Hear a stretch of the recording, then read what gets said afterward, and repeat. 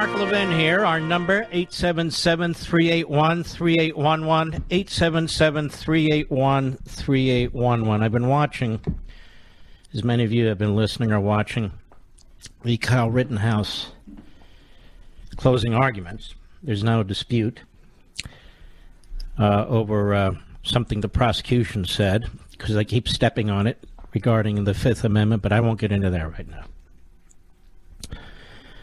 And as I watched these prosecutors, I thought to myself, most of my life I've supported prosecutors, with exceptions. But the profession. Most of my life I've supported the Federal Bureau of Investigation, including my years at the Department of Justice in the Reagan administration.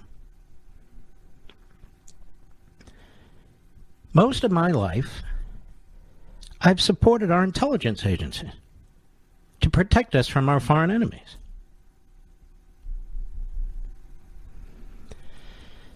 What has happened here? And I think most of you are like me. What has happened here?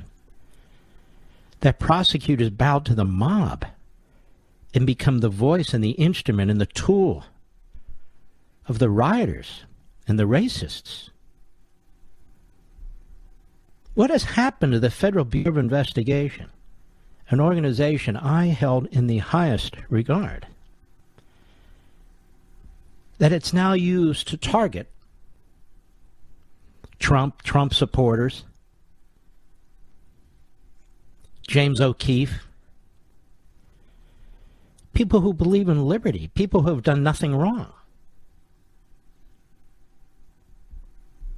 What has happened?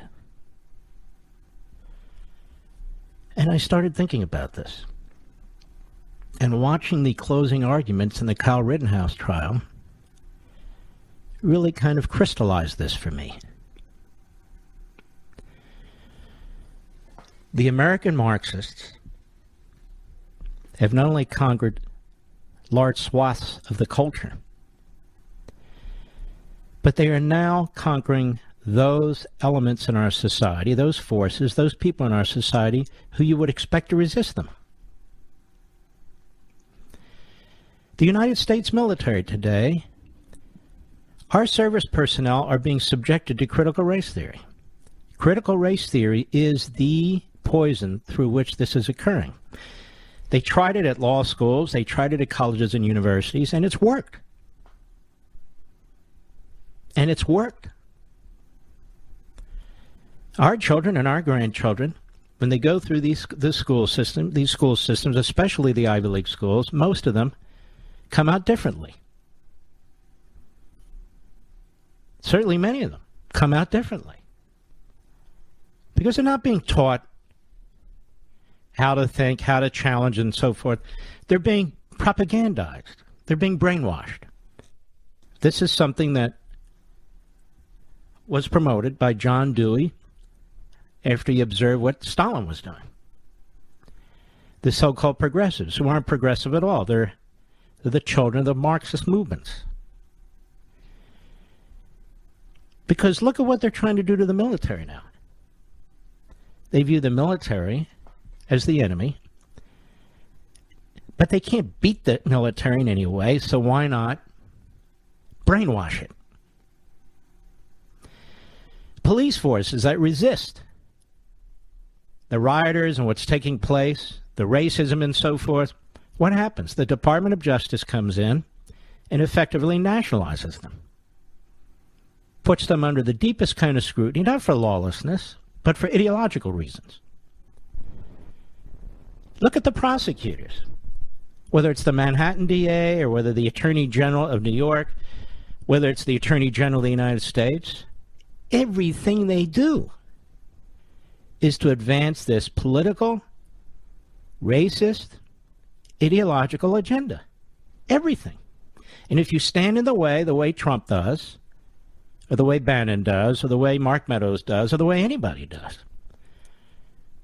or even James O'Keefe, who hasn't done anything, they're going to crush you. They're going to crush it because this is the ideology now. What else? Look at immigration, federal law enforcement. Look at the Border Patrol and ICE. Completely defanged.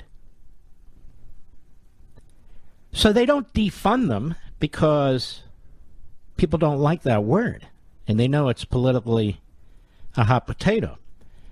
So they just, may I say, deball them, which is take all their authority away from them without effectively eliminating them or defunding them, and then trying to brainwash them too.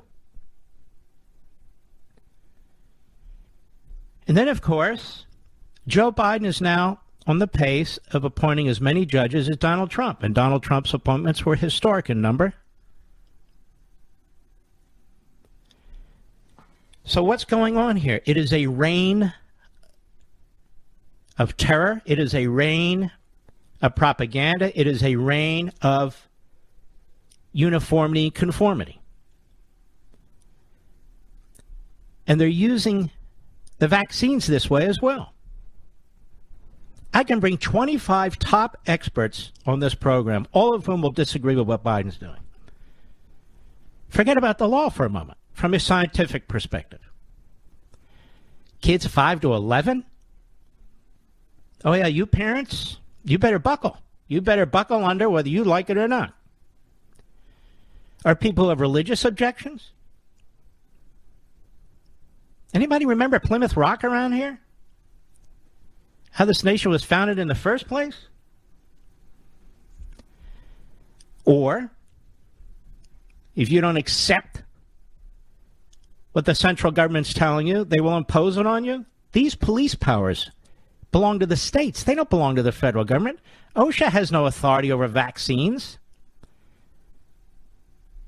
which is exactly why the Fifth Circuit Court of Appeals, at least 3-judge panel, stepped in. And I pray to God that that'll be upheld, but Joe Biden's busy changing the judiciary as I speak.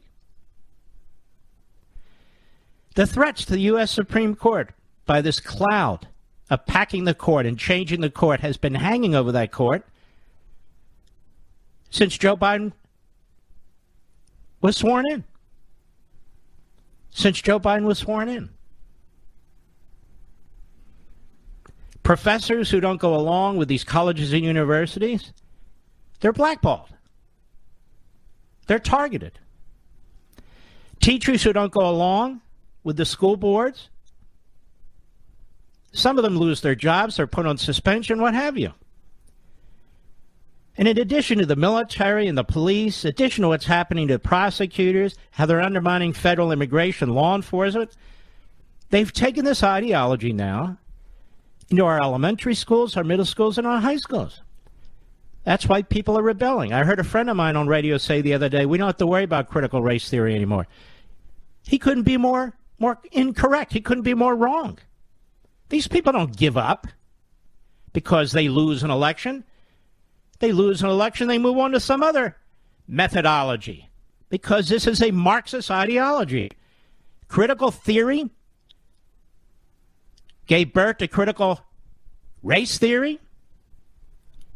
And the whole point of both is to discredit and undermine support and allegiance to our founding principles and our founding. What do you think the riots were all about 2 summers ago? Pulling down monuments, attacking American history, trashing Abraham Lincoln, George Washington, all the founders.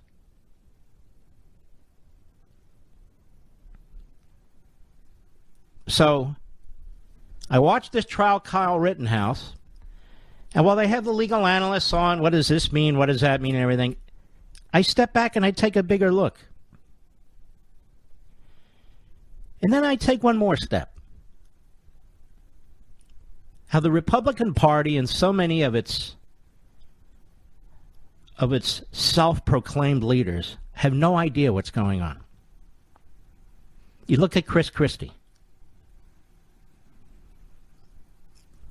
Chris Christie doesn't have the foggiest idea what's taking place in this country. He'll attack Biden, he'll attack Trump because, he's the second coming. But all that aside, Mitch McConnell doesn't have the foggiest idea what's taking place in this country. Or John Thune, or any of the rest of them. No conceivable idea. The RNC, no idea. You know. People have to deal with this every day. They know. But these institutions that we thought were, quote unquote, with us, with the Constitution, that would uphold the Bill of Rights, that believed in sovereignty and a secure border and law and order and all the rest, they're not with us. And those that are being transformed right in front of your eyes. The reason critical race theory is being pushed on the military is to change the military. It is a greater threat than Communist China. And trust me, Communist China is the number one threat we face, except the Democrat Party in America today, its surrogates in the media and academia, its surrogates in entertainment, which are about conformity, uniformity, brainwashing, domination, ideology, and undermining the very essence of this country. I'll be right back. Mark Levin.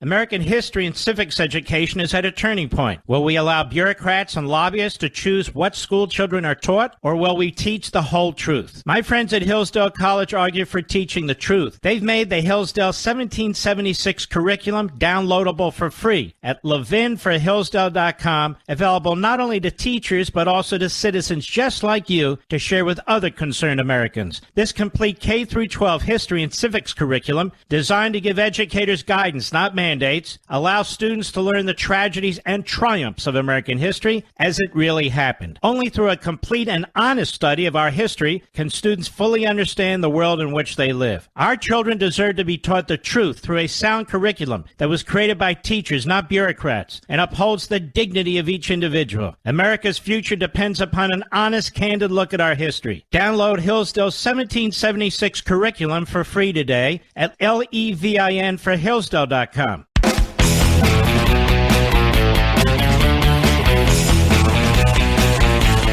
Now, last night on Life, Liberty, and Levin, I spent the first segment, which is the longest, my segment, explaining how the media in the country are both racist and anti-Semitic. Some platforms are worse than others, of course. Some hosts, contributors, and regular guests are worse than others. But it's pretty uniform with a few rare exceptions. So we've gone beyond the media trying to influence the country in a single direction. We've gone beyond the media rejecting attempts at objectivity and impartiality. We have a media that is not only politicized and ideological, but hates America. A media that lights fuse after fuse after fuse by the nature of what they cover and don't cover, by the nature of the kind of guests they bring on, that promotes racism in this country and anti-Semitism in this country, and do it regularly. And do it regularly. And as I pointed out on Life, Liberty, and Levin last night, a study was done by a gentleman by the name of Goldberg about a year or so ago, a doctoral candidate at the Heritage Foundation. And he explained how the use of white privilege and white supremacy in a very short period of time has gone up by 1,200% at the New York Times and 1,500% at the Washington Post.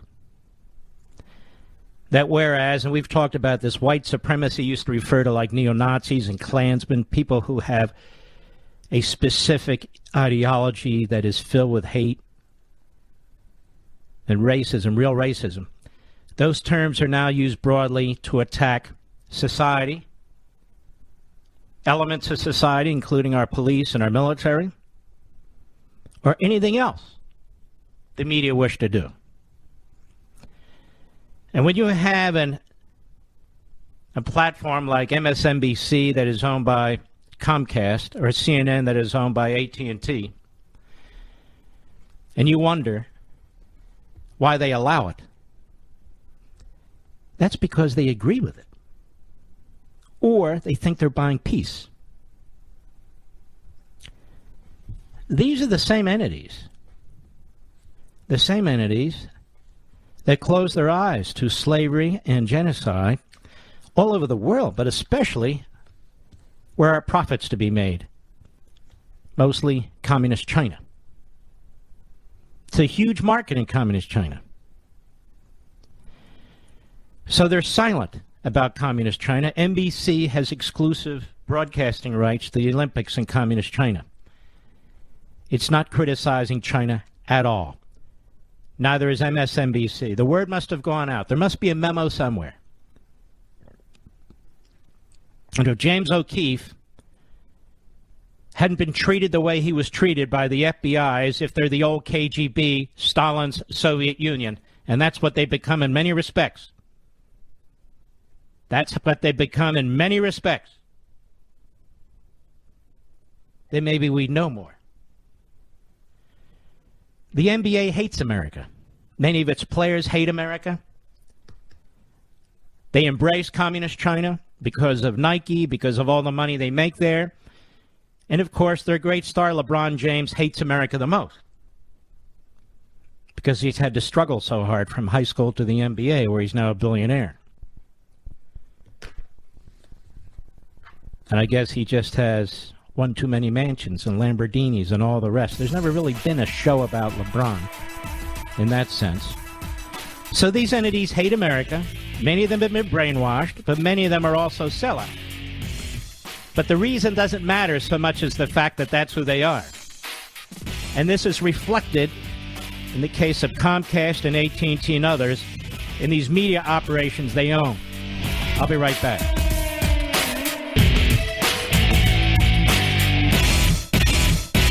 American history and civics education is at a turning point. Will we allow bureaucrats and lobbyists to choose what school children are taught, or will we teach the whole truth? My friends at Hillsdale College argue for teaching the truth. They've made the Hillsdale 1776 curriculum downloadable for free at levinforhillsdale.com, available not only to teachers but also to citizens just like you to share with other concerned Americans. This complete K-12 history and civics curriculum, designed to give educators guidance, not mandates, allow students to learn the tragedies and triumphs of American history as it really happened. Only through a complete and honest study of our history can students fully understand the world in which they live. Our children deserve to be taught the truth through a sound curriculum that was created by teachers, not bureaucrats, and upholds the dignity of each individual. America's future depends upon an honest, candid look at our history. Download Hillsdale's 1776 curriculum for free today at levinforhillsdale.com.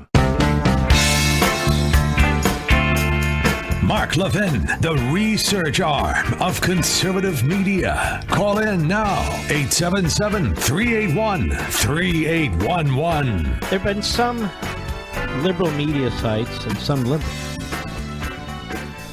who've been talking about how the media really failed us on the Russia collusion issue. Now that Attorney Durham has indicted two people that make it quite obvious that this was a lie from beginning to end. Sarah Fisher, the media trends author over at Axios, a left-wing site, the title is The Media's Epic Fail. Stick with me. She writes, a reckoning is hitting news organizations for years-old coverage of the 2017 Steele dossier after the document's primary source was charged with lying to the FBI. It's one of the most egregious journalistic errors in modern history, and the media's response to its own mistakes have so far been tepid. Outsized coverage of the unvetted document drove a media frenzy at the start of Donald Trump's presidency that helped drive a narrative of collusion between the former president and Russia. It also helped drive an even bigger wedge between former President Trump and the press at the very beginning of his presidency. In wake of the key source's arrest and further reporting on the situation, the Washington Post last Friday corrected and removed large portions of two articles. She says, to the Post's credit, its media critic, Eric Wemple, has written at length about the mistakes made by the Post and other media outlets in their coverage of the dossier. BuzzFeed News, which made waves in 2017 by publishing the entire dossier, says it has no plans to take the document down. It's still online, accompanied by a note that says the allegations are unverified and the report contains errors. BuzzFeed defended the decision in a 2018 lawsuit by arguing that because the FBI opened an investigation into Trump's campaign ties to Russia, the dossier itself was newsworthy, whatever the merits of its contents turned out to be. It won that case. Ben Smith, who was BuzzFeed's editor-in-chief at the time, is now a media columnist at the New York Times. He said, "My view on the logic of publishing hasn't changed." Other outlets that gave the document outsized coverage have so far been less forthcoming. CNN and MSNBC did not respond to requests for comment about whether they plan to revisit or correct any of their coverage around the dossier. Mother Jones, Washington Bureau Chief David Corn, what a reprobate, began reporting about the dossier prior to the 2016 election. Asked by Wemple whether he planned to correct the record, Corn said, "My priority has been to deal with the much larger topic of Russia's undisputed attack and Trump's undisputed collaboration with Moscow's cover-up." Corn did not respond to a request to speak on the record with Axios. The Wall Street Journal told Axios, "We're aware of the serious questions raised by the allegations and continue to report and to follow the investigation closely." They say Axios was among the outlets that did not publish the dossier, original reporting based on its contents. Oh, really? Maybe not. But nor did it have the guts to stand up against the rest.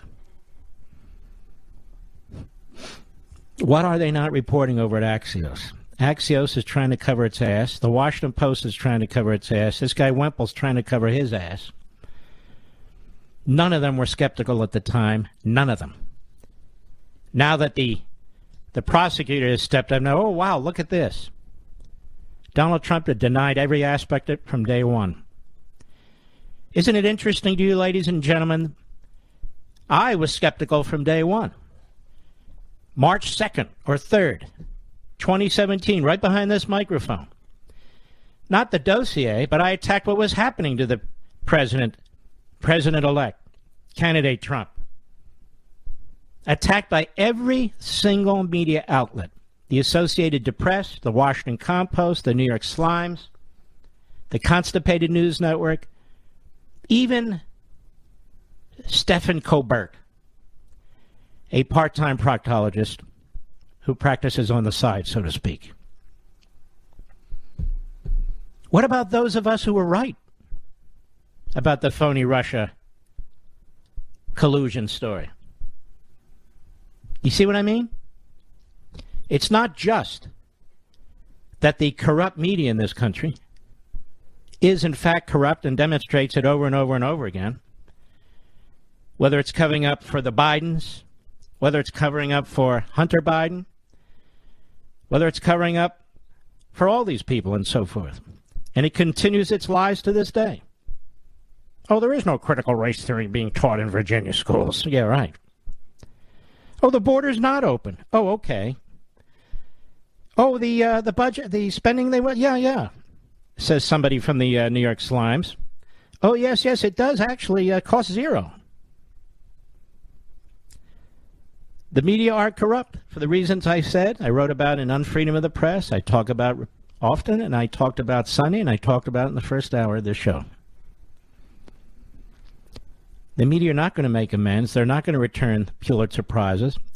To the extent they say anything, it's to cover their butts. Nobody's been fired. Has anybody been fired at the New York Times or the Washington Post? CNN or MSNBC? No, nobody. But it's even worse than this. The media worked hand in glove with the Obama administration, which it liked and supported. It worked hand in glove with propagandists and lawless operators at the FBI and the Department of Justice and in our intel agencies.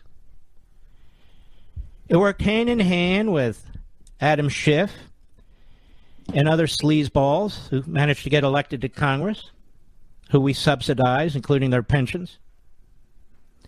And it worked on behalf of the Hillary campaign. In other words, the media sold out the American people. They sold out the American people.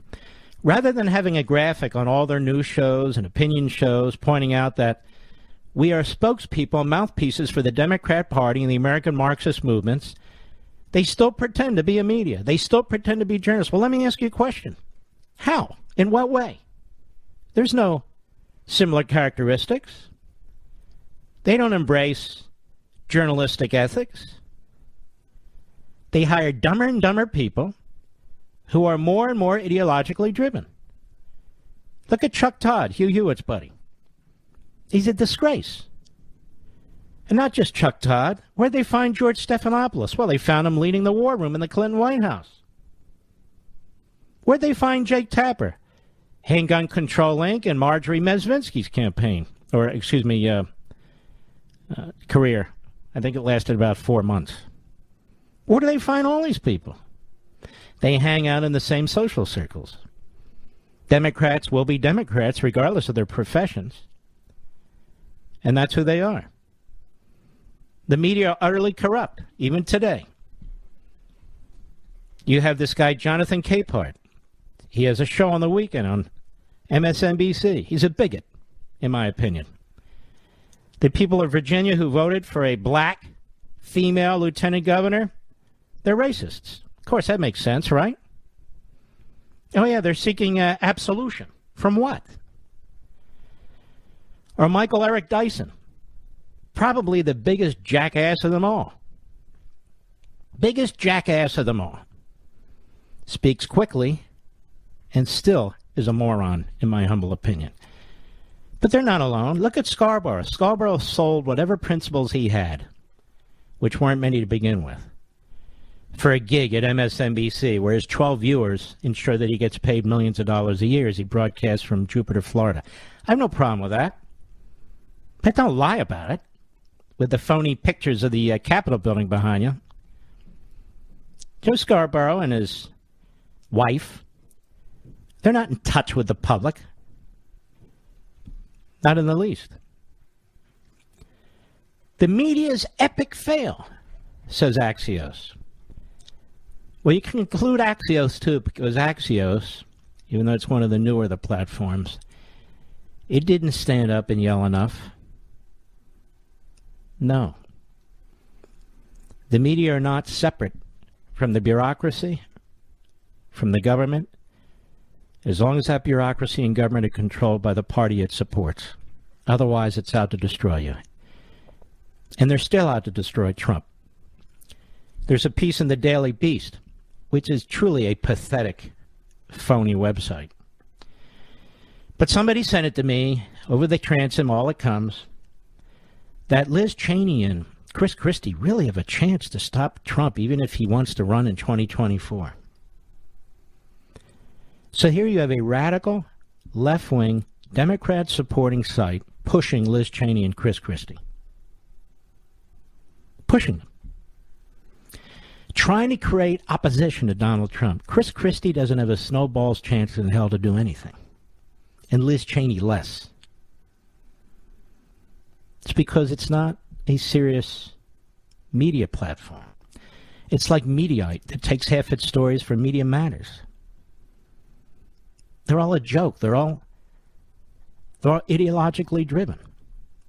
They have no interest in real news. If they had interest in real news, they'd break some real news, like,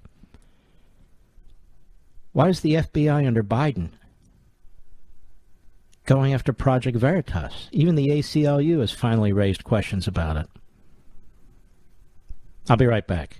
Mark Levin.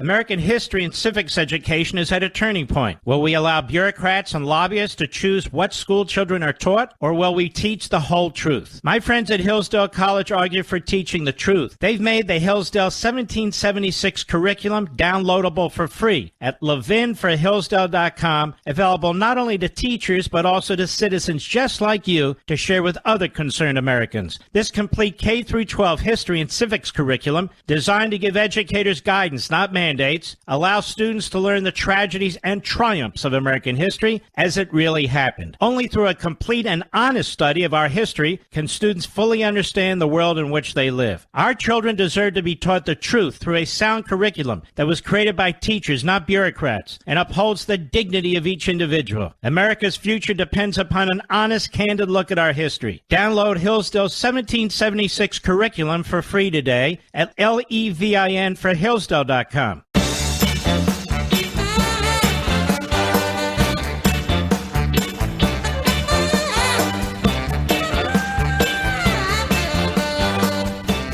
You know, you look through history at various cases that are quite outrageous. You look at the Dreyfus case as an example, one that has gone down in history, involving France, of course. I'm not comparing the Kyle Rittenhouse case to the Dreyfus case, but this is a horrendous miscarriage of justice. A horrendous miscarriage of justice, where the mob demanded action, and this is what I was talking about earlier, and the prosecutors gave them what they wanted, and they're still at it. This is from the Daily Mail, and this is what I mean. It's not in Axios. It's not in the Washington Post or the New York Times. It's from the Daily Mail, which is a foreign newspaper, a British newspaper, exclusive. Prosecution star witness in Kyle Rittenhouse case is a career criminal with a history of domestic abuse, prowling, trespass, and burglary, but had charges dropped just 6 days before trial began, and the jury never learned of his past. This should be breaking news all over the country. Gage Grosskreutz, this is the guy who lived, 28, was shot by Kyle Rittenhouse in August 2020 and appeared as the prosecution's star witness last week. DailyMail.com has learned he is a violent career criminal with a laundry list of prior offenses and convictions stretching back to more than a decade. Now, this is interesting. He's the third one. So out of the three who were shot, they all have long and grotesque criminal records. And that's a lot of the people showing up at these riots two years ago, burning our cities, attacking people, killing people, who were supported by, among others, LeBron James, most of ESPN 1, 2, 3, 4, 5, 6, 7, 8, most of them, of course, the media. It was mostly peaceful, and on and on and on. Let's see. Now, these criminal offenses include domestic abuse, prowling, trespass. Oh, luckily he didn't trespass on the Capitol building on January 6th. He'd really do time. 2 DUIs, felony burglary, and 2 charges of carrying a firearm while intoxicated. Assistant District Attorney Thomas Binger, that's the reprobate, was well aware of this when he paraded Grosskreutz as a paragon of selfless virtue in front of the jury. See, these prosecutors are liars. They are lying. They're prepared to put this kid away for the rest of his life based on their lies. Less than 10 days before he was shot by Rittenhouse, Grosskreutz was arrested and charged with prowling when he was caught videotaping cops' personal cars. But the Rittenhouse jury heard none of this because just 6 days before he took the stand, his DUI charges were dismissed on a technicality. Had Grosskrutz's latest DUI charge not been dismissed, Rittenhouse's defense would have been allowed to question him under oath about those offenses. That's their star witness. What do you think about that? Trying to control the narrative, trying to control, literally control what the jury will hear.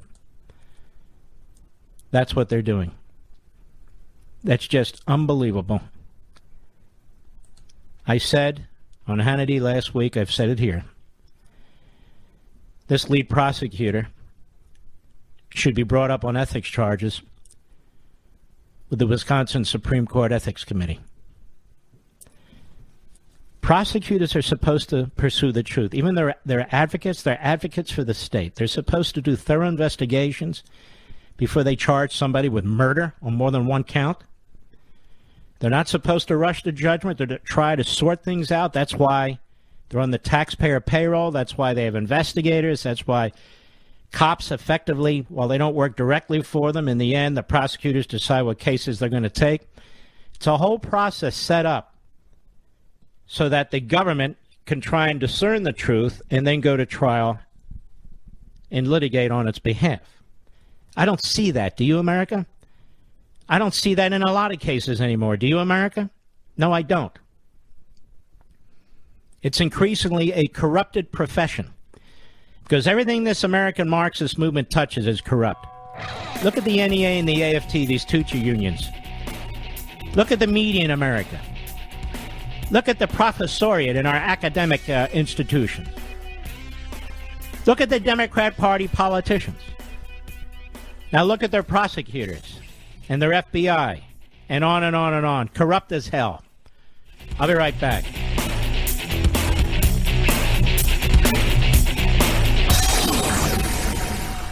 He's here. He's here. Now, broadcasting from the underground command post, deep in the bowels of a hidden bunker, somewhere under the brick and steel of a nondescript building, we've once again made contact with our leader, Mark Levin. Hello, America. Mark Levin here. Our number, 877-381-3811. 877-381-3811. The case is now with the jury, the Rittenhouse case. Let's hope there's some justice left in this country. Let's hope. Tiffany Cross is on MSNBC. I never heard of her before. But she's another person with a show on Saturday. Maybe that's why I've never heard of her before. But she is aggressively, in my view, anti-white. And by white, I don't just mean people who have white pigmentation, whatever that means. Anti the existing American society and culture. In other words, these are people who hate the country, and Tiffany is among them. This is the kind of platform that Comcast gives to people. This is why the country is getting worse and worse in terms of division. The people of this country would get along just fine, but for the people who try and tear us to pieces. They're trying to now brainwash everybody into this attitude. Shocking. Shocking. And you know what I call it? I call it the Louis Farrakhan model, which is embraced by Tiffany Cross and Michael Eric Dyson and Cape Fear and all the rest, regardless of their race, Joe Scarborough. But here's Tiffany Cross on MSLSD on Saturday. Cut one, go. Well, how can the industry be more welcoming? Because I have to tell you, I talked to a lot of truck drivers and preparing for this segment, and most of these truck drivers are people of color, and they talked about, hearing some of the racism over the CB. This is, again, an industry populated by a lot of white men over the age of 55. This group of people overwhelmingly voted for Trump. Some people have talked about, aggressive truck drivers cutting them off or not being helpful. Who are these people? Why didn't you give us names and interview them on the record? You do know what videotape is, right, for television? She spoke to people, most of these truck drivers, people of color, in preparing her segment. Well, where did you talk to them? What truck stop? There's a community of people in various professions, various areas of work, where race doesn't play a big role. It doesn't, and truck drivers is among them. They need each other. They help each other. They need each other and they help each other. And so Tiffany Cross is creating a narrative now. Go ahead, finish it up. Obviously, the more populated it is with people of color, I think you'll see less of that. Think you'll see less of that. So we have black truck drivers being cut off by white truck drivers. They hear white truck drivers talking over CBs, Do they still use CBs? I guess they do. I don't see them on sale very much anywhere, but maybe they do. I thought we had what we call iPhones. Nonetheless, whatever. And so even trucking is racist, according to her. Now, she has no idea about trucking or truckers. She said she talked to mostly black truck drivers in preparation for this segment. Again, I'd love to know who they were and where she did this. And why didn't she have a microphone and a camera with her? By the way, Jason Whitlock was on my show Sunday, did a fantastic job, as did Byron Donalds. And whenever I bring somebody on my program, they wind up everywhere. Have you noticed that, Mr. Producer? And here we go today. So this is Tiffany Cross. Can you imagine going to bed at night and waking up in the morning and all you can think about is race and racism constantly? Tiffany, do you know that you work for a company that's called Comcast that's overwhelmingly white board of directors and the owners are white? Are you aware of this? Are you aware of this, Tiffany? Does that not repulse you? And yet you're hired by them. How can that be? Because they think like you? Well, according to Jonathan Capehart, that doesn't matter. Just because you hire black people, just because they're not, even if you marry them, you don't get absolution. Because we all know if you marry a person of another faith or another race, you're doing it because you want absolution. That's how sick these people are. That's how sick these people are. So Tiffany Cross, who talks like this, who thinks she's Chris Matthews. Chris Matthews is gone now, and we know why, don't we, Chris? Wink, wink. Tiffany Cross, who talks like this, she's so smart because people think if you talk real fast, you're real smart. And there's Tiffany Cross on MSNBC Saturday. Nobody watching. Everybody's watching football. They're going out or they're doing something else. Tiffany Cross, I wonder what her ratings are. They can't be good. They must be bad. That means we're a racist society because she's not white.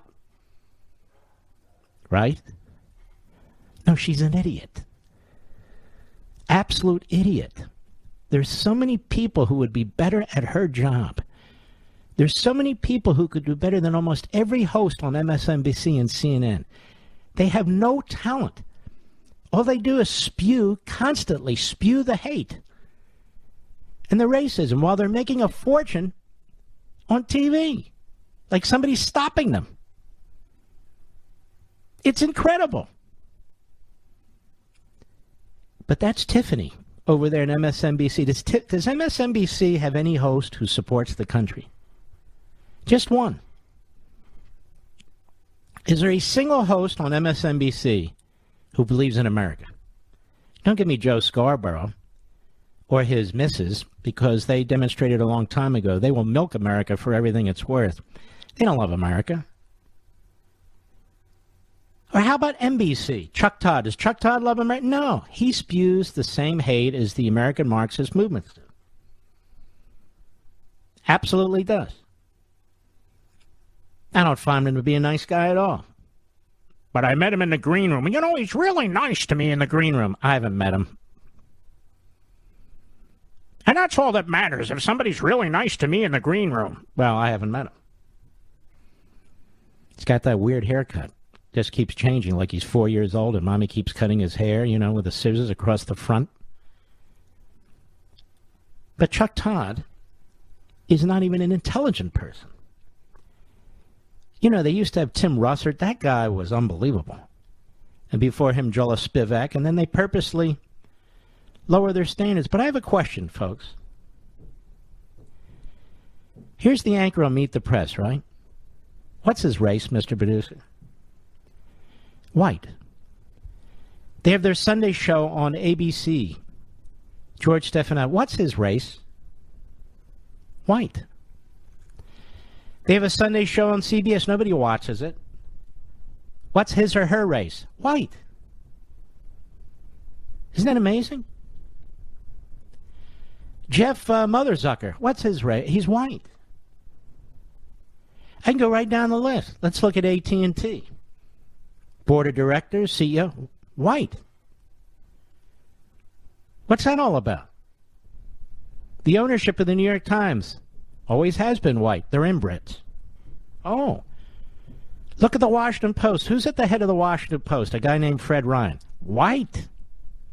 White as white can be. Isn't that amazing? And yet Tiffany Cross is there talking about truck drivers. Truck drivers. She's met truck drivers, and most of them, she happens to know an industry populated by a lot of white men over the age of 55. We can't have that, America. No, no, no. And Tiffany, what have you done for your country? What have you done for anybody? What have you done for black people? Nothing. You're a loser. All you do is attack people. That's why you have no ratings, but that's also why you were hired by Comcast. I'll be right back. Mark Levin.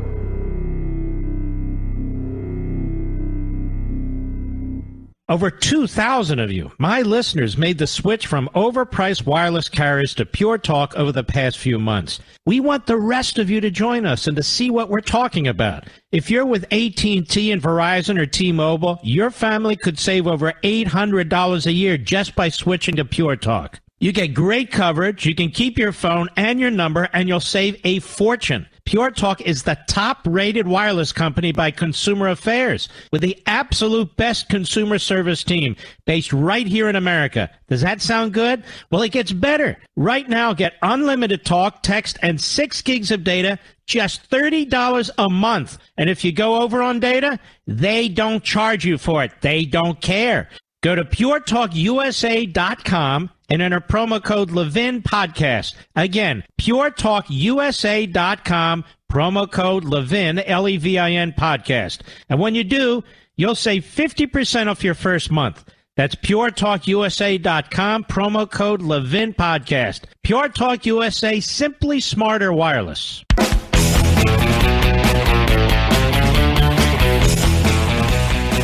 Well, it looks like Tiffany What's-Her-Face at MSLSD has infuriated truckers across the country because it always comes down to race with the race baiters and the racists.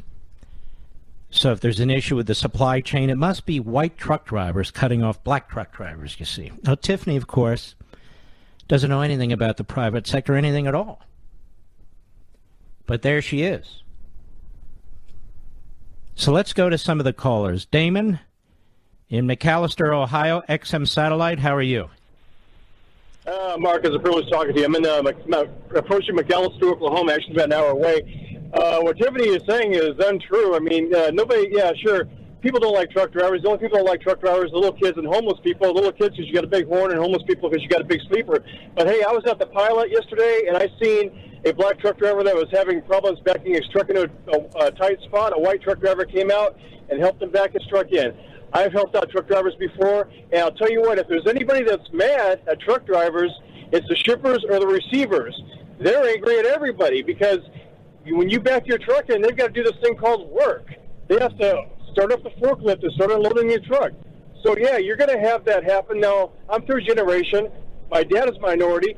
He had trouble back in his day. My grandfather, when he was driving, he had trouble back in his day. But things have changed, and truck drivers nowadays are more helping each other out than they would be against each other because because nobody likes us. I mean, shippers, receivers, cops, dispatchers. Yeah, we love you here. I've been talking about you guys for decades. And here's the thing. Tiffany doesn't know a damn thing about trucking or truck drivers. She said she spoke to truck drivers over the weekend or last week, mostly black truck drivers, in preparation for her segment. Well, why wouldn't she have a microphone and a video camera there? Yeah, show me the tape. Let's see some tape. That's all I got to say, Mark. You have a great day. Be all safe. right, buddy. Take care. Let's see. J.H., Lavelle, Wisconsin, XM Satellite. How are you? Yeah, this is Peter in Laval, Wisconsin. Peter, hey, okay. Yeah. Great to talk to you, Mark. Longtime fan of yours. Thank you. And conservatism is in a general sense of way. Hope my kids grow up to go to Hillsdale College. I have 2 cousins that went there. Yeah. And I think they're all only right, tell me better about for it. trucking before we run out of time. Okay. Yep, sure. So let me tell you something. I'm going to help out my trucker buddies. I don't care if they're black, brown, white, yellow, speak English, don't speak English. I don't care. I don't care if they voted for Mickey Mouse. You know, the fact of the matter is we're all out here. We bust our butts every day. We're trying to move stuff along. And you know what? Then we got some jerk like Joe Biden that thinks that we can afford $4 to $5 a gallon diesel and then laughs at us because, you know, hey, it hurts us. It hurts everybody. It hurts. It hurts. Oh, no, you don't understand. On MSNBC today, what was her name? Rule, Mr. Producer?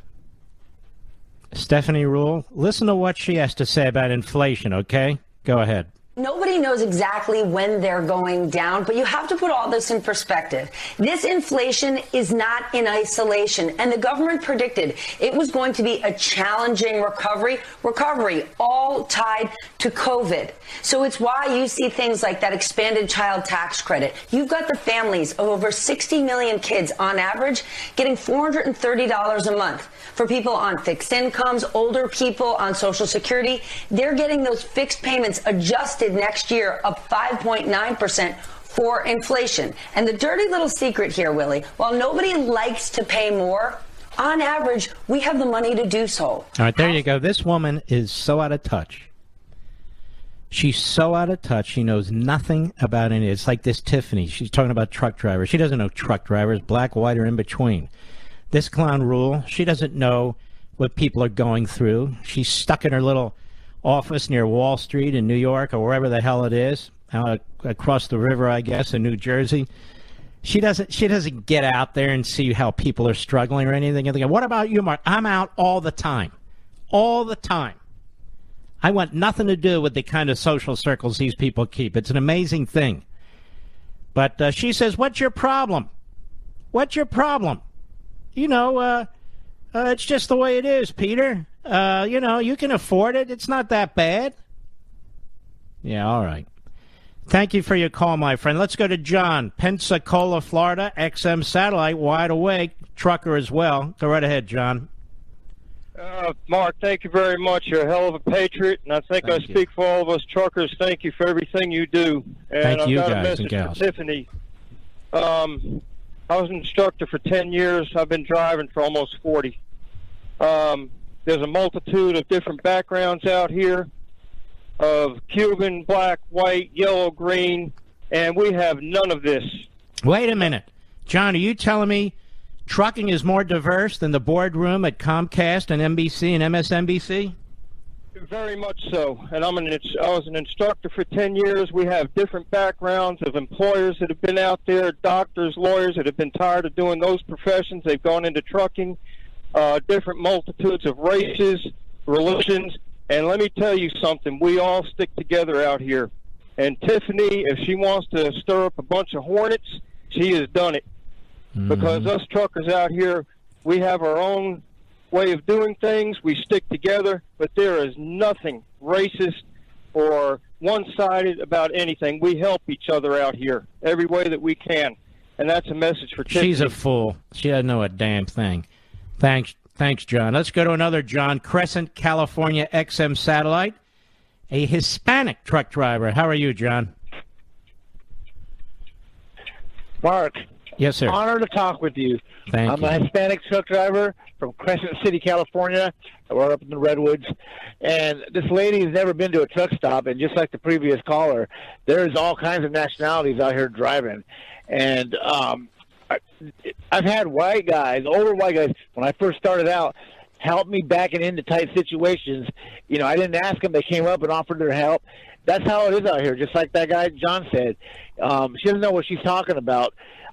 There's so many different. I was in school with Somalians and Nigerians and Native Americans, and it's very diverse out here. John, here's the thing. Americans get along with Americans for the most part. They really do. I mean, do you go to work thinking there's a black guy, a white guy, and no. You just get along. You're an American. You're red-blooded. This is our great country, and we want the place to work. We want to provide for our families. We want to live in safe communities. This is what we all want. But this is what I meant last night on Fox. This is what I mean today. The media hate the country. The media want to divide us. The media have us at each other's throats. They give a platform to the most radical, extreme nut jobs in the country, in our universities, and they are now among them. And the Democrat Party cannot advance its own power structure unless it is turning American against American over race, over wealth, over age, over sex and gender, over anything it can. It is a destructive, hateful party and ideology. It just is. And you know what's interesting, John? More and more people are realizing that, from white suburbs to Hispanic border towns to black inner cities. I think more and more people are realizing now that the Democrat Party is out for the Democrat Party. John, thank you. John before John, thank you, sir. And I'll be right back.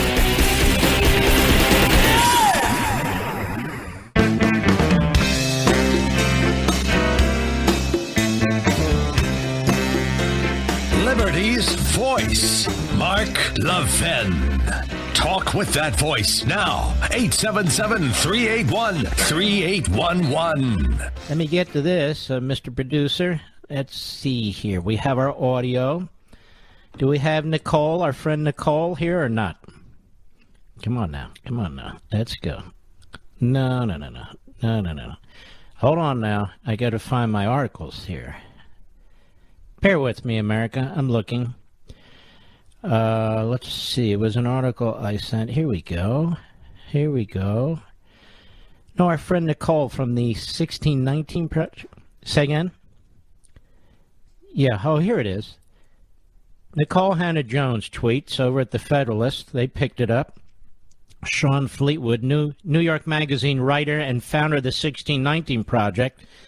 Nicole Hannah-Jones took to Twitter this week to offer a historically illiterate take on why the United States bombed Hiroshima during World War II. And, of course, she was promoted by the New York Times, her 1619 Project, promoted by the New York Times. Historical scholars from every walk of life came out and said she doesn't know what the hell she's talking about. But it doesn't matter, you see. In a now deleted November 6 tweet, Jones attempted to argue that the only reason the United States dropped an atomic bomb on the Japanese city was due to financial reasons.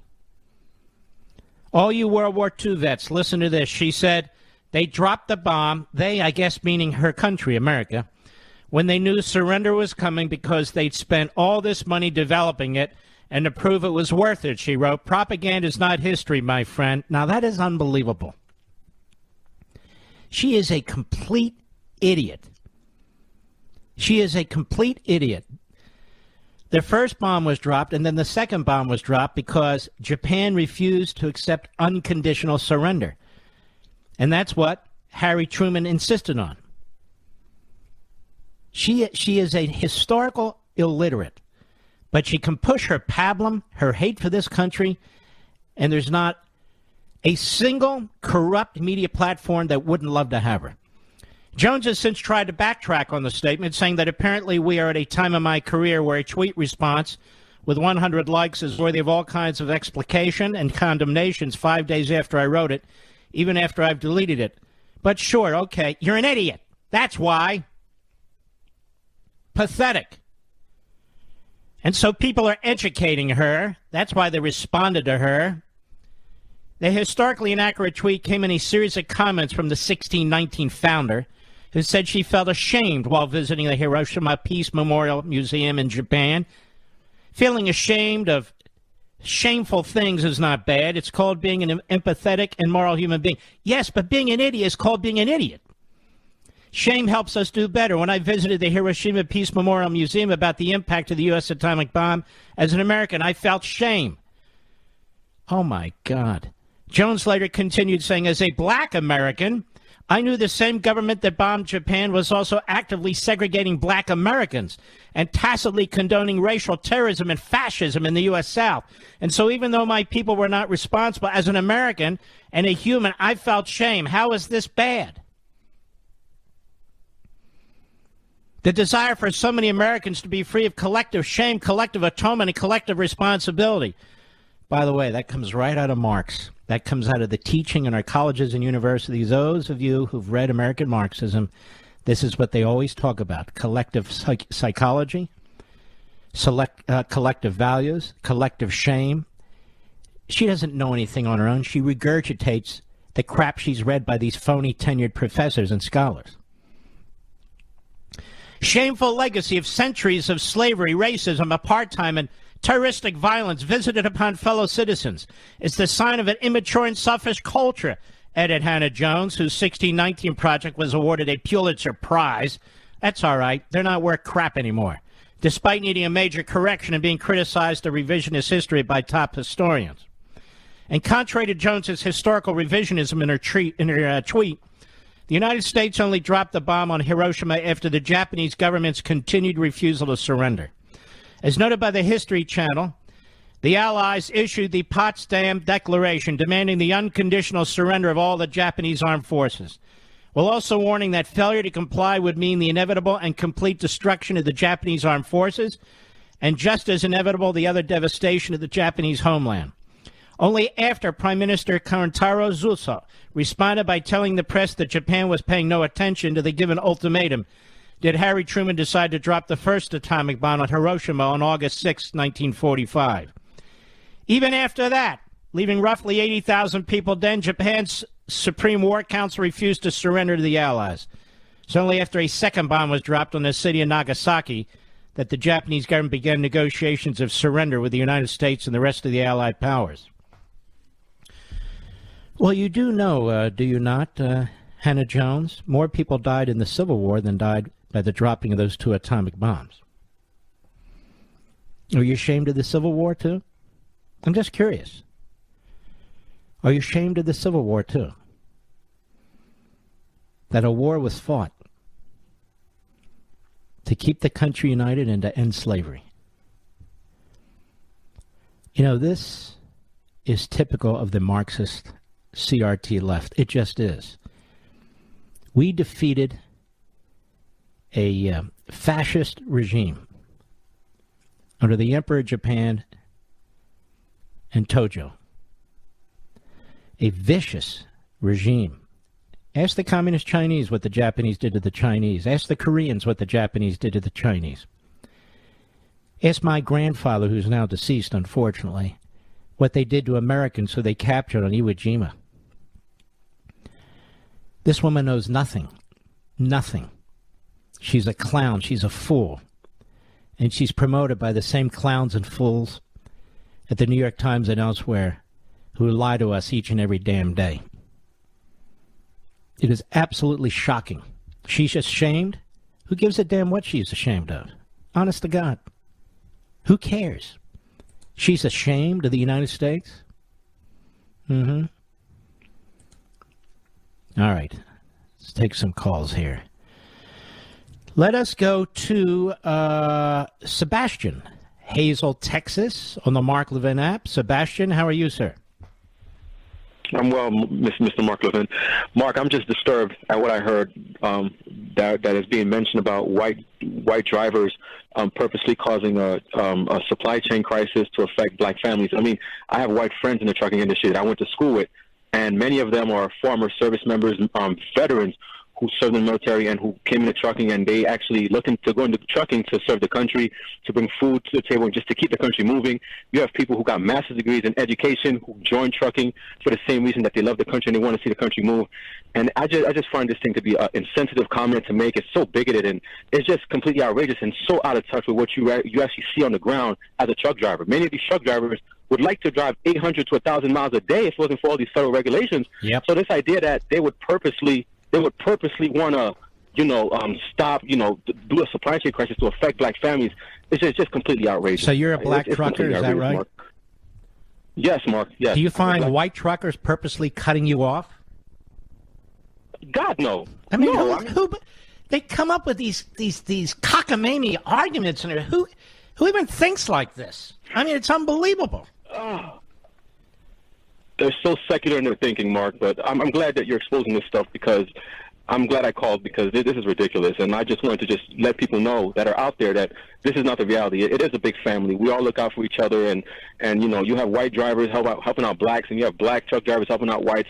It's all camaraderie. We don't see race, and it's just ridiculous that these people on the media are just talking nonsense. It's so sick. I keep saying Americans pretty much get along with Americans if the politicians and the media would just leave us the hell alone.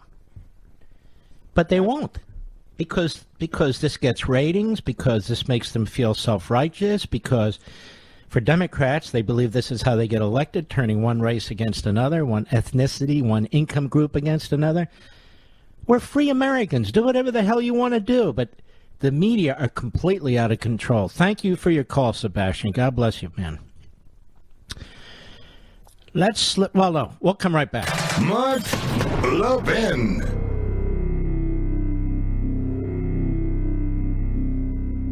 Over 2,000 of you, my listeners, made the switch from overpriced wireless carriers to Pure Talk over the past few months. We want the rest of you to join us and to see what we're talking about. If you're with AT&T and Verizon or T-Mobile, your family could save over $800 a year just by switching to Pure Talk. You get great coverage, you can keep your phone and your number, and you'll save a fortune. Pure Talk is the top-rated wireless company by Consumer Affairs, with the absolute best consumer service team based right here in America. Does that sound good? Well, it gets better. Right now, get unlimited talk, text, and 6 gigs of data, just $30 a month. And if you go over on data, they don't charge you for it. They don't care.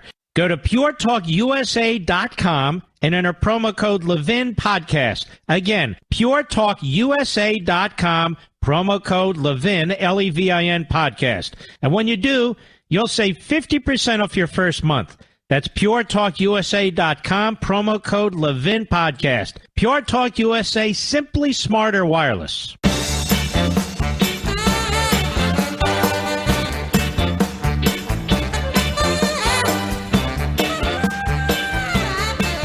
I'm going to tell you something. MSLSD, Tiffany, I don't know how many Tiffany's drive trucks or have ever been in a truck stop, but what do I know? Boy, she pissed off the truckers across America. I'm telling you right now, and people over this Japanese issue. Let us continue.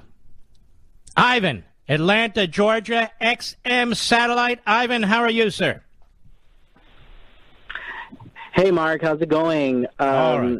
I have to say thank you for letting me on tonight.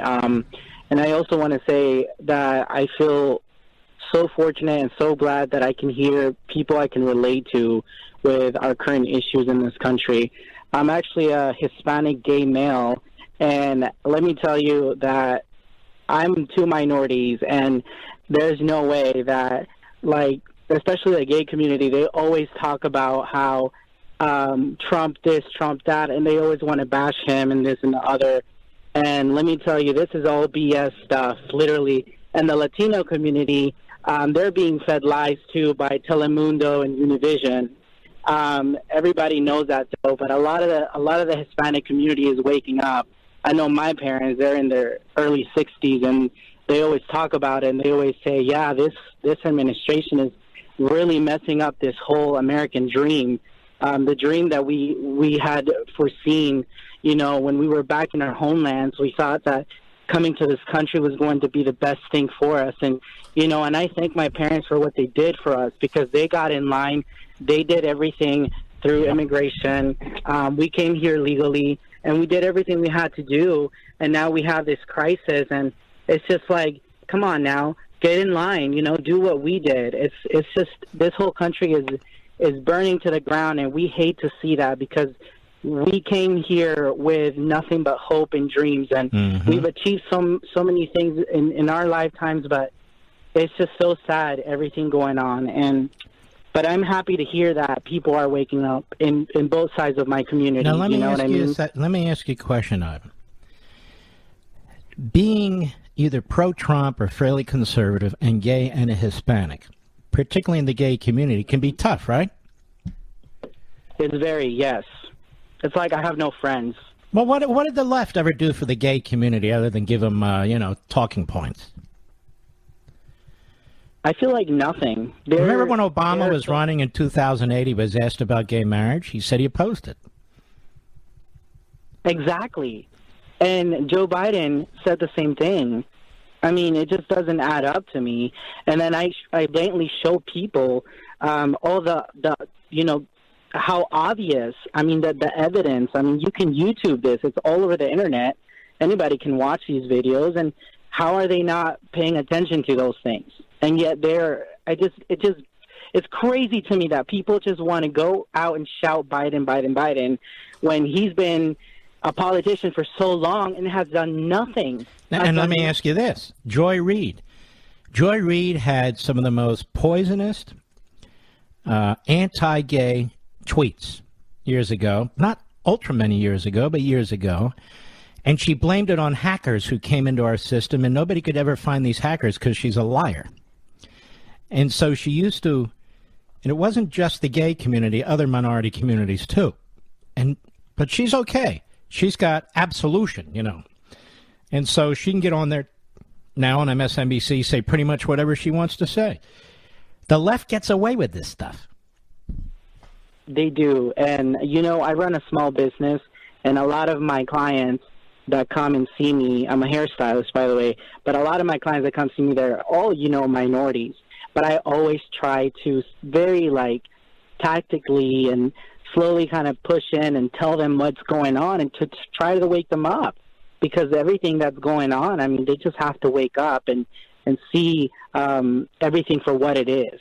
And I feel like I try not to discuss too much politics in my business. Yeah, you'll lose business. But I try to, exactly. And I do try to acknowledge some things, to tell them, hey, you know, inflation is bad right now. Have you noticed? You know, it's just, you know, at the top. And I try to make it very passive. Let me ask you a question before I run out of time. You're a hairstylist? Yes, sir. What do you do for a bald guy like me? What do you do for me? You basically have to cut the hair short, right? I have hair systems I can put on, man. No, I don't want fake hair. There's nothing you can do, really. And you know what? I don't care. My wife loves me. That's good enough for me. All right, Ivan. You're a great guy. I appreciate it. Call again. Appreciate it. Let's continue, shall we? Let's see. Jim, Jacksonville. You got this right. All right. Jacksonville, Arkansas. Hello, Mark. The great KARN. Jim, how are you? Hello, Mark. Yes, sir. If Hannah Jones was embarrassed when she visited Hiroshima, how would she feel if she visited the Arizona Memorial in Pearl Harbor, Hawaii? I don't think that's on her list of places to visit, do you? No, I guess she not. should go there. She might want to check out, you know, the different military cemeteries. I wonder if she's ever been to a Civil War battlefield. You know, these people are such frauds. Absolute frauds. Right. Has she been to any concentration camps, you think, in Europe? I'm just wondering. She probably skipped those. Mm-hmm. How do you wake up every day in this magnificent country and just hate it and look for ways to hate it, look for ways to tell other people to hate it? I don't understand it. Thank you, my friend. We'll be right back.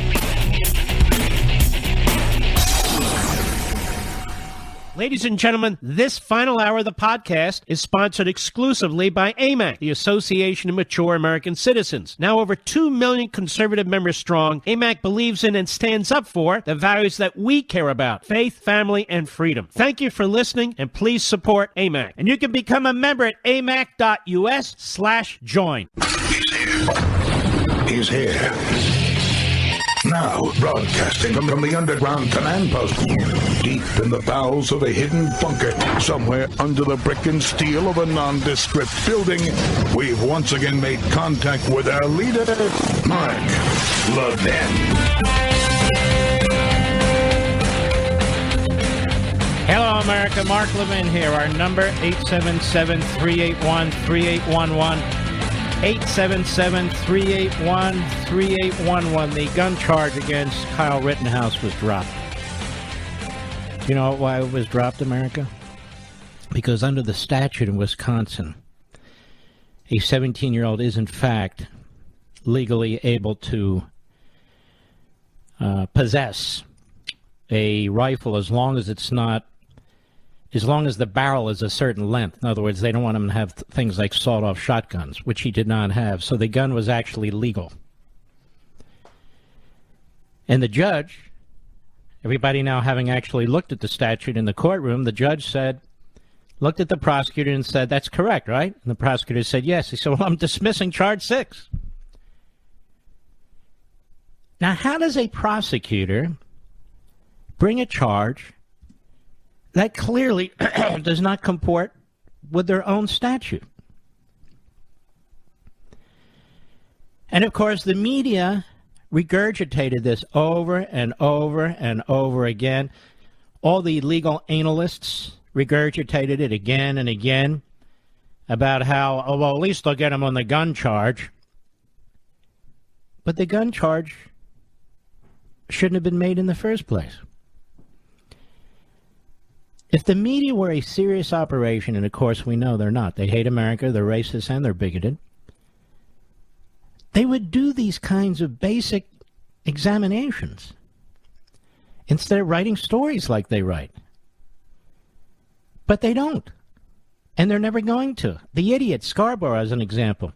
He was out there pushing this pablum. He's supposed to be a lawyer. Whoa, a lawyer? Yeah, slip and fall. Slip and fall lawyer.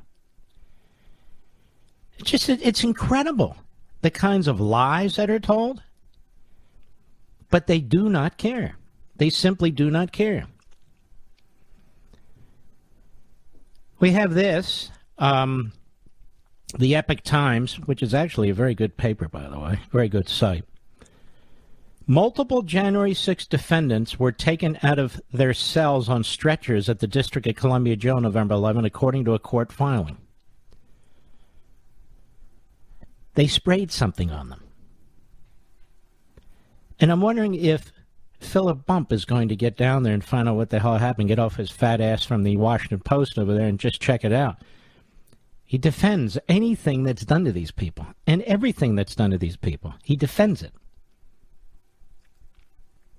But no, he's not going to. He's not going to because he believes in it.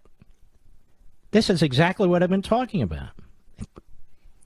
When it comes to the media, and not just the media, of course, the Marxist left, they could care less. Daily Wire, just some examples. Federal Appeals Court blocks Biden's staggeringly overbroad vaccine mandate. This is the Fifth Circuit Court of Appeals. They did this late on Friday, calling it, as I said, staggeringly overbroad. The 3-judge panel in New Orleans ruled that Biden's mandate grossly exceeds OSHA's statutory authority, something I told you right here. I mean, read the statute. Now, the Obama lawyers read the statute. They didn't give a damn. And writing that rather than a delicately handled scalpel, the mandate is one-size-fits-all sledgehammer that makes hardly any attempt to account for differences in workplaces and workers, that have more than a little bearing on workers' varying degrees of susceptibility to the supposedly grave danger the mandate purports to address. This is a quote from them. Judges Kurt D. Engelhardt, Edith H. Jones, who would have been outstanding on the Supreme Court in her day, and Stuart Kyle Duncan said that the mandate imposed financial burdens on businesses that could potentially violate the Constitution. Well, it does. Writing, the mandate imposes a financial burden upon them by deputizing their participation in OSHA's regulatory scheme, exposes them to severe financial risk if they refuse or fail to comply, and threatens to decimate their workforces and business prospects by forcing unwilling employees to take their shots, take their tests, or hit the road. The court stayed the mandate in a ruling Saturday, writing that there were potentially grave statutory and constitutional issues with the mandate.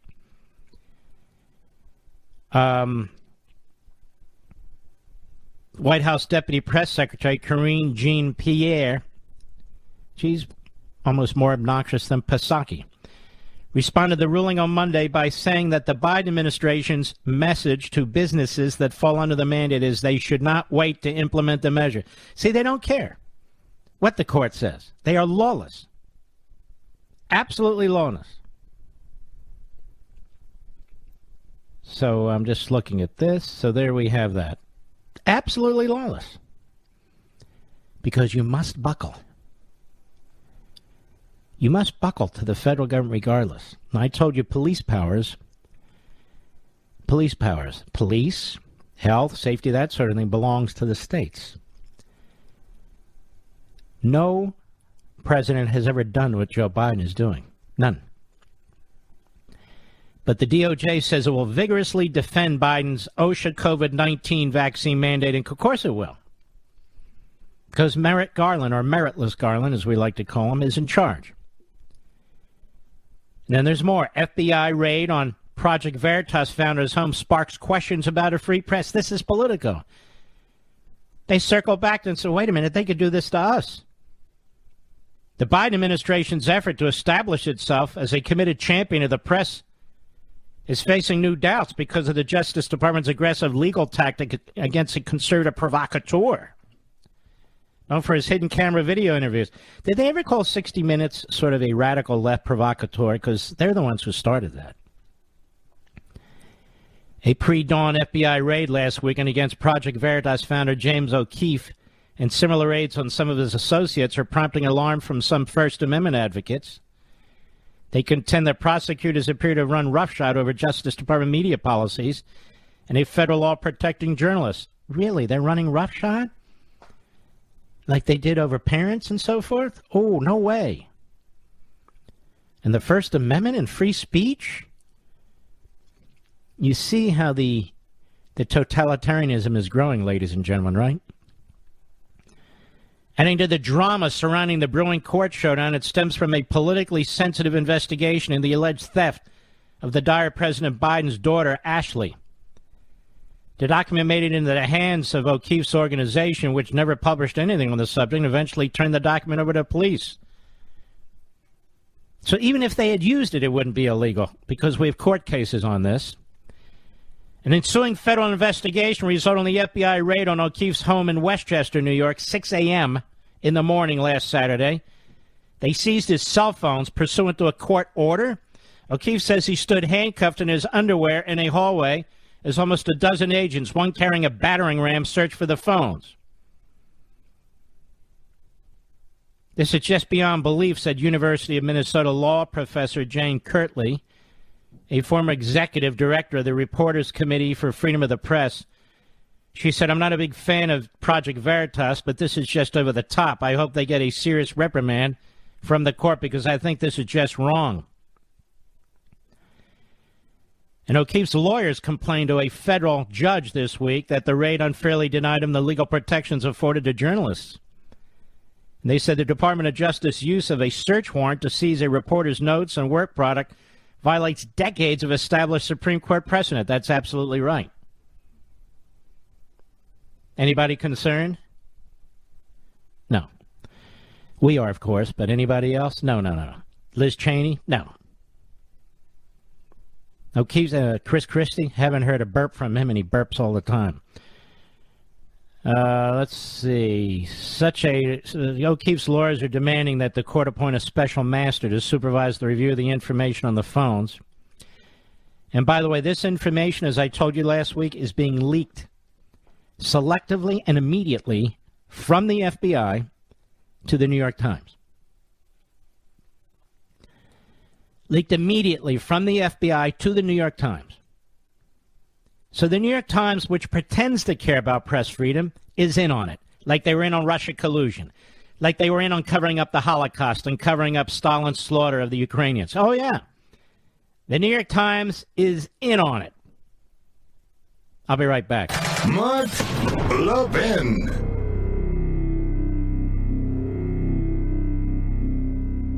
AMAC, the Association of Mature American Citizens, is one of the fastest growing organizations in America. Now over 2 million conservative members strong, and I'm one of them. AMAC believes in and stands up for the values that we constitutional conservatives care about. More than talk, AMAC fights. A full-time presence in Washington, AMAC pushes back against reckless spending, disasters like Medicare for All, and the expanding reach of the federal government. And beyond advocacy, joining AMAC gives you access to a wealth of benefits and discounts, including special member-only rates on car insurance, travel discounts, cell phone plans, and a hell of a lot more. And if that's not enough, you'll get AMAC's bi-monthly magazine, full of insightful articles on issues that matter to most of us, we conservatives. As I said, I'm an AMAC member, and you should be too. Join today at amac.us. That's AMAC.us. Stop supporting the liberal agenda that the other 50-plus organization has been pushing for. Join AMAC instead. AMAC.us.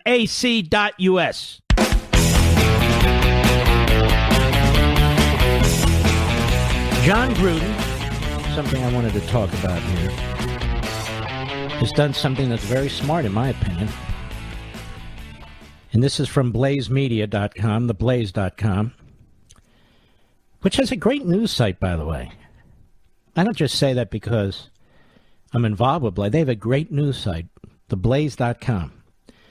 John Gruden sues NFL and Commissioner Roger Goodell for allegedly leaking his emails to destroy him by Carlos Garcia, because I believe that's exactly what happened. They had over 600,000 emails, and they obviously leaked some in order to try and destroy Gruden, because Gruden's not part of, their little social circle.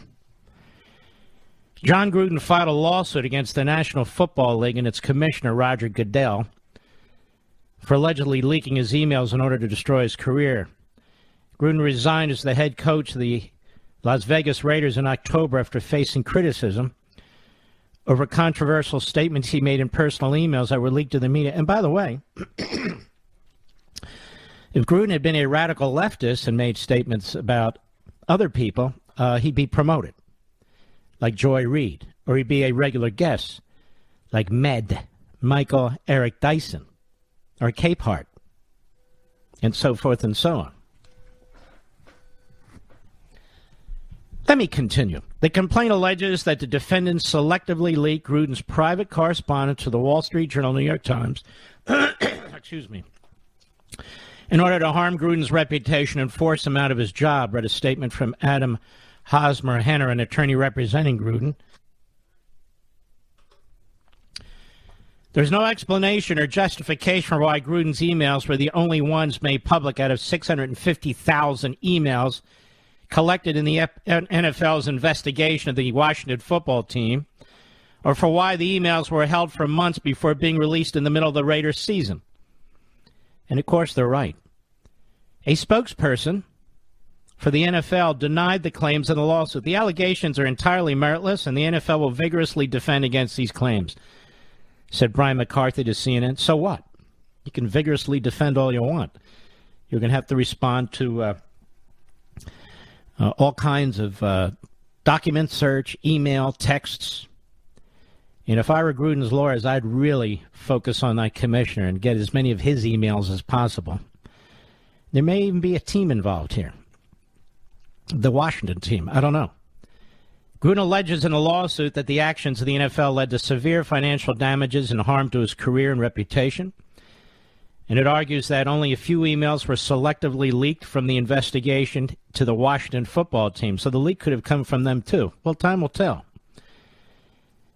Out of 650,000 emails obtained months earlier in connection with the investigation into workplace misconduct by the Washington football team, defendants weaponized a small subset that were authored by Gruden prior to his hiring by the Raiders, read the lawsuit. Defendants then purposefully leveraged these emails to cause the termination of Gruden's coaching contract, endorsements, and sponsorships. He'd been one of the highest-paid coaches in the league, a $100 million contract over 10 years. The Raiders had a 3-2 win-loss before Gruden's departure. They notched 2 victories. It doesn't matter. That's a smart lawsuit. It's a good lawsuit. I got a couple of those in mind, too, right on the shelf, Mr. Producer. And, look, I'm sure a lot of people don't put in emails the sort of thing that Gruden did and so forth, but I'm sure they put a lot of nasty things in emails. And if Goodell's emails could be made public, or Liz Cheney's emails could be made public, or Nancy Pelosi's emails could be made public. One could only imagine what's in those emails. Or how about their texts? Again, one can only imagine what's in their texts. Because people say the damnedest things. They don't think they're going to have to face discovery or leaks or anything like that, especially when they work on the Hill, as opposed to the executive branch. Nobody ever demands papers and so forth from members of Congress unless there's a criminal investigation, right? Well, Benny What's-His-Ass and Liz Cheney, they're not conducting a criminal investigation. And yet they think they have a right to everything, which I think is not correct. And I just hope there's enough serious judges who still have integrity, who understand that when you go after an ex-president's records, you're damaging the executive branch. Well, Joe Biden, he's in a position to decide that, says the Obama judge. Joe Biden's not in a decision to decide whether they use toilet paper or bath towels. So I don't want to hear about that. But that's not determinative. What a Democrat president, a Democrat committee, a Democrat House, and a Democrat judge, that's not determinative, because obviously they want to destroy Trump as fast as they can, almost as the never-Trumpers. Almost as much as the never-Trumpers, in my opinion. So Gruden has done a very smart thing, bringing this kind of lawsuit. You get a lot of discovery. A lot of discovery. I'm about to trigger one. I mean, I'm ready. I'm getting very, very close. And not just defamation. I hope they also have in their charges, and I haven't seen the lawsuit. I hope they also have in there one that I talk about all the time, which is tortious interference with his business, with his contract, which is easier to prove, because that was the purpose. That's also the purpose of Media Matters when they attack people like me and other hosts. They're trying to destroy our brand. They're trying to lobby sponsors. They're trying to get radio stations to drop the show. So their whole purpose is to destroy your contract, to destroy your business, to destroy your reputation. And so you can incorporate, with a libel suit, you can also incorporate the which has a less, the tortious interference suit or charge, which has a lesser standard to overcome, because the Supreme Court hasn't gotten all worked up about that. You see, am I making sense to you, Mr. Producer? In other words, if somebody has as their purpose to destroy your business, to destroy a contract relationship, to destroy your brand, that's tortious interference, with certain other elements, with your business and your business contract.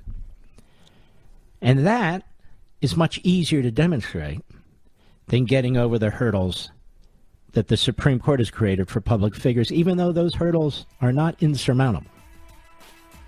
They're more difficult. But the tortious interference, I've argued, and I've researched this at some length, should absolutely be one of the counts that Gruden brings and that any public figure brings against somebody like Media Matters or Media Idol organizations like that. I'll be right back.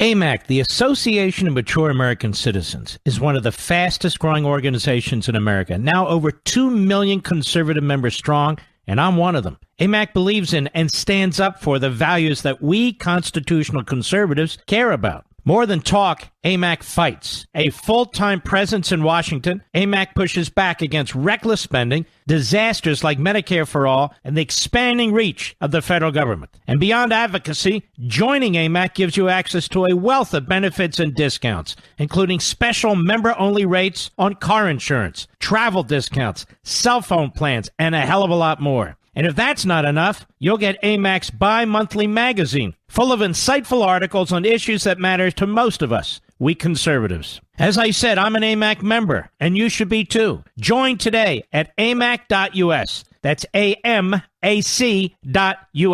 Stop supporting the liberal agenda that the other 50-plus organization has been pushing for. Join AMAC instead. AMAC.us.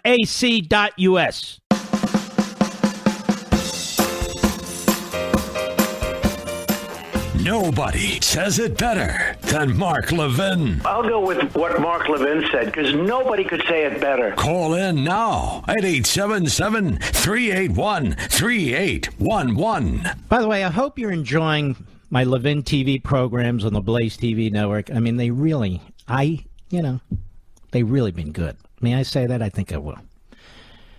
And Levin, Life, Liberty, and Levin on Fox, I think they've been great. Boy, we're going to have a killer one coming up Sunday. I can't even tell you yet.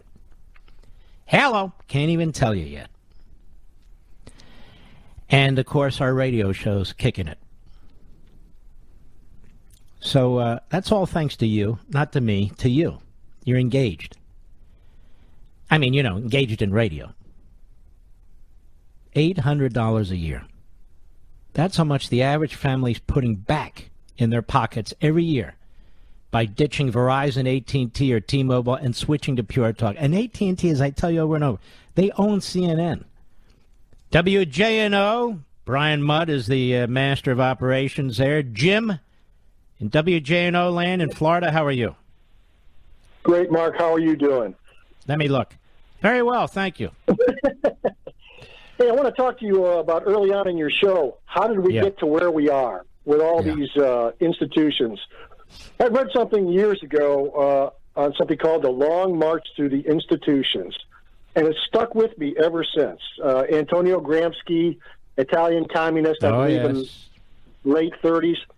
Yeah, I knew it sounded familiar. Yep. Yeah, it just laid it all out. And, how do we are today? Well, every institution now has been overrun. Government,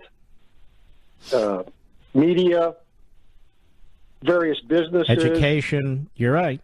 Education, right. They are all in concert now, and they have reached the tipping point. Typically, you don't really have to have 51% to affect a change. Sometimes you only need 20%. No, I've talked about that many, many times. You're exactly right. Yes, and that's what I think has happened. And I've been screaming to the heavens to all my friends about this, but I don't think a lot of my friends really, pay too much attention. The American Revolution was fought by about a third of the colonists. And then another third actually sided with Britain, and another third kind of sat on the sidelines. It just shows you the difference. When you look at Castro, it was Castro and about 20 or 30 fellow communist guerrillas that took over Cuba with the help, of course, of the New York Times. You look at all these revolutions. You look at Lenin. Lenin had about 20-25% of the population max. Mao, probably less than that. But what happens is the majority get passive or they acquiesce. And this is the reason I wrote American Marxism. I say it in the first chapter. The points you're raising are absolutely crucial. They're profound. And I say it in the first chapter. If not enough of the country wakes up, the country's done. Because these people are fanatics. They're zealots. They spend 24/7 on their objectives. That's why if somebody says, well, they had critical race theories over. No, critical race theory is the key to everything they're doing. And it's not just critical race theory. It's lat-crit. It is the degrowth movement. These are well-organized, well-oiled, well-financed revolutionaries. And the Republican Party doesn't have the foggiest idea what's going on. This battle in Virginia and New Jersey and New York that took place a couple of weeks ago in the election and other places across the country, this was a grassroots, bottom-up pushback. That's what it was. People who listen to this show or watch TV, some of my show on TV and others, or people who are personally experiencing what's taking place and taking matters into their own hand. That's the way it's going to have to be, because if we're going to rely on Mitch McConnell who doesn't have the foggiest idea what's going on, or all of his lieutenants up there, or Congress, period, we're going to lose. Or if we're going to just rely on the Republicans and the never-Trumpers and the Chris Christies and the other, career politicians, we're going to lose. And they hate Trump because Trump fights these people. Trump understands what we're facing more than any of the rest of them. More than any of the rest of them. That's why they hate him. So they don't hate Christie. They don't hate Liz Cheney. They don't hate Mitch McConnell. They don't like him, but they hate Trump. And the media were willing to destroy themselves. It was a long time coming, but it was coming. The media are willing to destroy themselves. And people are willing to break laws and do all these other things in order to stop Trump. And they're still going to do it. they're still going to. He has this these establishment types like Christie and Peggy Noonan and Fred Ryan and Paul Ryan and others, but not just them, but others. Trump. We can't win with Trump. There was a piece I read. I think it was in Politico, but wherever it was, I read so much, where they said the suburbs are coming back because this last election, because Trump wasn't a candidate. No, the suburbs are coming back because they hate Biden and what he's doing to the country. And they hate the teachers' unions and what they did in the classroom. That's why that's what happened a couple of Tuesdays ago. All right, my friend, is excellent call, and you're right on. And that's the whole point of American Marxism, to awaken, inform, and enlist as many people as we possibly can to fight these people. That's the whole point, or most of the point. All right, let's take another call, Mr. Producer. I'm looking. I can't find it. Help me out here. All right. Adam, Meriden, Mississippi, on the Mark Levin app. How are you, sir? I'm very good. I'm greatly honored, great one. I would like to make two comments and listen to your response. Yes, sir. Number one, career politicians are cancer, and term limits are the only cure. You know, we tried term limits. This is the truth. Ronald Reagan signed it into law. And the Supreme Court overturned it because they said, and unfortunately they're right, they said the Constitution doesn't provide for term limits.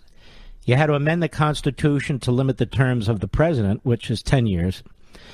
So they're probably right. So it would take a constitutional amendment. So it would take the Convention of States, because the Congress is never going to limit its terms because they're too powerful. But I agree with you. Well, and by the way, I'd go a step further, as I've been thinking about this for a few years. I would term limit their staffers, too. That's correct. Well, comment number two, this trial is going on in Kenosha. Yeah. It's a prime example. It's the exact reason why the American Marxists hate the Second Amendment, because their goal is to deprive all Americans of their constitutional rights and their money, and they eventually want to do that at gunpoint without resistance, and they know that they can't do that to an armed populace. I think that's certainly why the framers wanted people armed, and that's, by the way, why they talk about a militia. You know, the left doesn't want to hear this. They always cite the second part of the Second Amendment. Well, the second part of the Second Amendment they really wouldn't like if they understood it, because that's where they wanted the states to remain armed in case they needed to rise up against the federal government, the national government. Now, I'm not saying we should. I'm saying that's what that was about. All right, my friend, thank you for your call. Well, I think the riots of 2 years ago demonstrated to us that we cannot rely on politicians to bring out the National Guard, and we cannot rely on them to back the cops. And so we need to be able to protect ourselves from anarchy and from tyranny. That's the bottom line. We need to be able to protect ourselves. That's the truth. Not just the hoodlums, not just the rioters, but law-abiding Americans. That's the whole point of the Second Amendment. Otherwise, why is it even there? You don't need a Second Amendment to say you can go hunting. That would be ridiculous. Rick, Key West, Florida, on the Mark Levin app. How are you, sir? Sorry. Good. How are you, sir? I'm all right. How's Key West doing? I'll tell you what, it's a little chilly. It's 70, 77. But it got whacked a few years ago. Is it pretty much back now? Oh, yeah. Yeah. We're great. All right. We're great. This is a beautiful place. Now, I'll tell you something. You're the blowhorn. You're the not a blowhorn, not in a bad way. Blow hard, I hope. You're the blowtorch. Oh. The blowtorch. Yeah. Thank you. Thank you for what you do, because I'm telling you what, Mark Levin. Yeah. I listen to you on TuneIn Radio, and what I do is I repeat it, and I listen to it, and I'll run it twice in a day. Wow. The whole show. Yeah, because we've got a few liberals down here. Imagine that. Wait a minute. In Key West? I think you have a few hippies there, to be honest with you. Well, I'll tell you what, it's the best place in the whole world. Yeah. I love it. But That's I'll what tell you counts. what, I play you, and yes, it is. Yeah. And I'll tell you. Do we scare them? Why you play? Yes, you do. You damn sure do. But you know what? When they would argue with me, and I'm a contractor down here, so I'm on the job, and I play that. Yeah. Even the customers. You know, in the good old days, Mr. Producer will vouch for this. I forget which Democrat convention it was in New York City, but you remember, Rich, a couple of police officers called us from their cruiser. They were doing a stakeout, and they got some crook. They put him in the back of their cruiser, and they were driving, and they called into the program, and they said, we're making the guy listen to your show. I wondered, is that torture or is that okay? And they laughed. No, that was good. They wanted him to hear the show. Today, of course, they'd be rounded up and sent to Guantanamo Bay. But anyway. All right, my friend, I appreciate your call, Rick. You take care of yourself, buddy. Don't get too much sun there in Key West. I'll be right back. Mark Levin.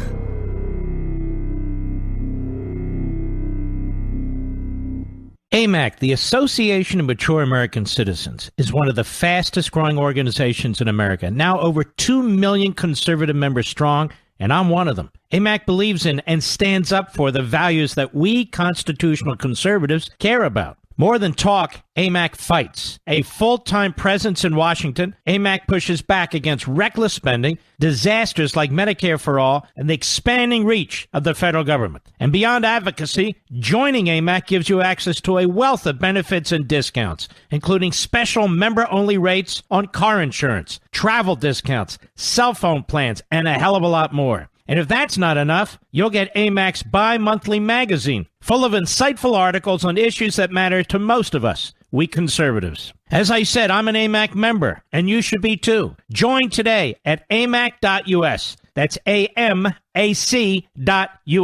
Stop supporting the liberal agenda that the other 50-plus organization has been pushing for. Join AMAC instead. AMAC.us.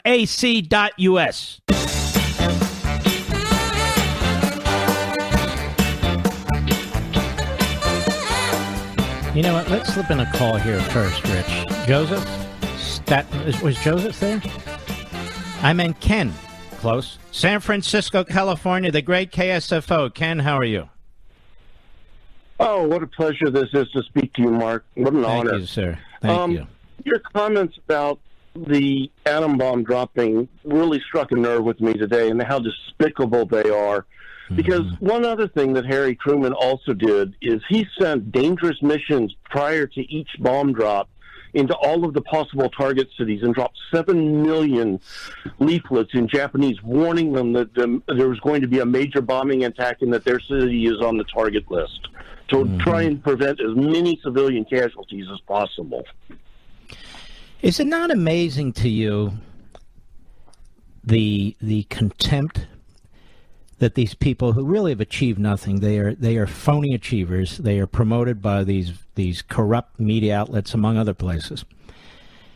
How quickly they're able to condemn somebody like a Harry Truman, or condemn the United States military, or condemn Thomas Jefferson, and on and on and on.